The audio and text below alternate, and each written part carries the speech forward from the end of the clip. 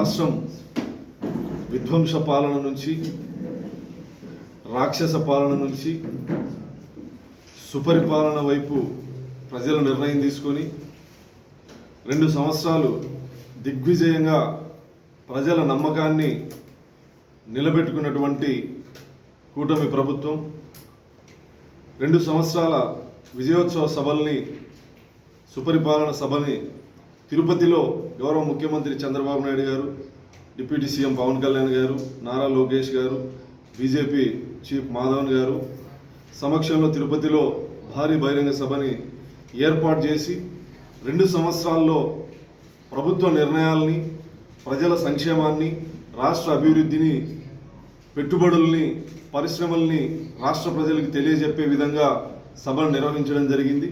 Telugu Desam party జాతీయ అధ్యక్షులు చంద్రబాబు నాయుడు గారి పిలుపు మేరకు అన్ని జిల్లాల్లో కూడా ఈ వారంలో జిల్లా స్థాయి సుపరిపాలన సభల్ని నిర్వహిస్తాను. పుట్టపర్తి జిల్లా కేంద్రం, సత్యసాయి జిల్లా కేంద్రంలో పోలీస్ పెరేడ్ గ్రౌండ్లో 16వ తారీఖు ఉదయం 10 గంటలకి ఈ సభని జరపబోతాను. జిల్లా నుంచి ప్రజలు అత్యధిక స్థాయిలో పాల్గొనాలని పిలుపునిస్తూ కార్యక్రమాన్ని జయప్రదం చేయాల్సిందిగా కోరుకుంటాను.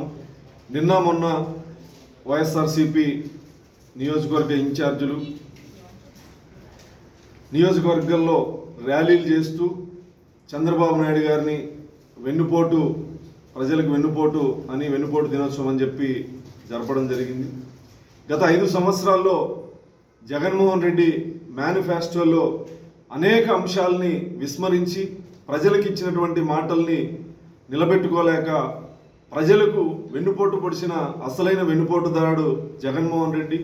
జగన్మోహన్ రెడ్డి యొక్క దుర్మార్గపు పాలనని ప్రజలు అసహించుకొని, ప్రజలు తిరస్కరించి, ప్రజలు వద్దనుకుంటే 11 స్థానాలకు పరిమితమైతే ఇంకా సిగ్గు లేకుండా వైఫల్యాల నుంచి పార్టీని నిర్మించుకోకుండా కేవలం చంద్రబాబు నాయుడు గారి మీద, కూటమి ప్రభుత్వం పైన నిందలు వేస్తూ పార్టీని స్ట్రెంథన్ చేసుకోవాలంటే ఇది జగన్మోహన్ రెడ్డి అవివేకానికి నిదర్శనం. ఏ రాజకీయ పార్టీ అయినా గెలుపోవడం సాధ్యం.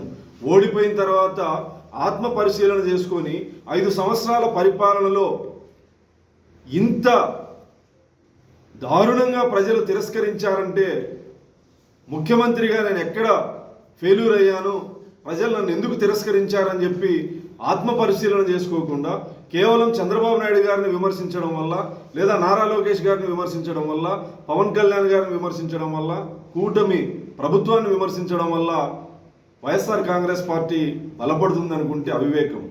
ఏదైతే మాట ఇచ్చామో, ఎన్నికల ముందు ఏదైతే మాట ఇచ్చామో ప్రతి హామీని నెరవేరుస్తూ డిఎస్సి కావచ్చు, సూపర్ 6 కావచ్చు, పోలవరం కావచ్చు, అమరావతి కావచ్చు, పెట్టుబడులు కావచ్చు, జాతీయ రహదారులు కావచ్చు, సంక్షేమం కావచ్చు, అన్నీ కూడా ప్రజలకు ఇచ్చిన మాటల కంటే కూడా చేతల్లో అన్ని హామీల్ని అమలు చేస్తున్నటువంటి ప్రభుత్వం, ప్రజల విశ్వాసాన్ని పొందుతున్నటువంటి ప్రభుత్వం, ప్రజా వ్యతిరేక నిర్ణయాలు తీసుకున్న జగన్మోహన్ రెడ్డిని కాదని చంద్రబాబు నాయుడు గారిని ఆశీర్వదించారంటే ఇప్పటికైనా జగన్మోహన్ రెడ్డి, ఆ పార్టీలో ఉన్నటువంటి నాయకులు ఆత్మ పరిశీలన చేసుకోవాలి. రోజుకొక కొత్త డ్రామా, డిఎస్సి కావచ్చు, అమరావతి మీద కావచ్చు, ఇలా అనేక రకాల డ్రామాలు ఆడుతూ ప్రజల్ని మభ్యపెట్టేటువంటి ప్రక్రియ. గతంలో ఏదైతే 14 నుంచి 19 వరకు లేనటువంటి అవాస్తవాల్ని, డిఎస్పీ పోస్టింగుల్లో 35 మంది కమ్మవారని చెప్పేసి ఢిల్లీలో ప్రెస్ మీట్ పెట్టి ఒక అబద్ధాన్ని, అసత్యాన్ని ఏ రకంగా అయితే ప్రచారం చేశారో ఈరోజు డిఎస్సి విషయంలో కానీ మిగతా ప్రభుత్వ సంక్షేమ పథకాలు, అభివృద్ధి విషయంలో కూడా 2 నాలుకల ధోరణితో వ్యవహరిస్తూ ప్రజల్ని మభ్యపెట్టేటువంటి ప్రక్రియని చేపడతారు.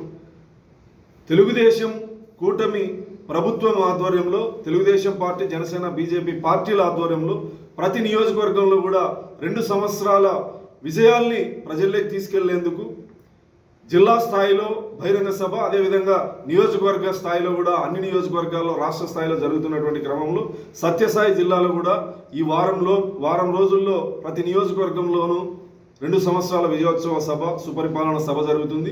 అదేవిధంగా 16వ తారీఖు పుట్టపర్తిలో జరిగేటువంటి సభని కూడా జయప్రదం చేయాలని చెప్పి సందర్భంగా విజ్ఞప్తి చేస్తూ ఇప్పుడే ఏర్పాట్లని స్థానిక శాసనసభ్యురాలు సోదరి సింధూరారెడ్డి, నేను, మిగతా నాయకులు కలిసి ఏర్పాట్లన్నీ పర్యవేక్షించడం జరిగింది.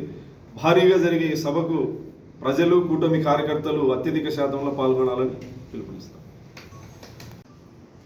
ఈ రాబోయే 16వ తారీఖున పుట్టపర్తి జిల్లా కేంద్రంలో ఒక పెద్ద ఎత్తున మా సత్యసాయి జిల్లాలో అందరూ 7 నియోజకవర్గాలు అందరూ కలిసి భారీ ఎత్తున 2 సంవత్సరాల సీఎం గారి పాలన, అదేవిధంగా కూటమి ప్రభుత్వం వచ్చి ఇంత మంచి చేసిన దాని గురించి ఒక భారీ సభ ఏర్పాటు చేయబోతున్నాము.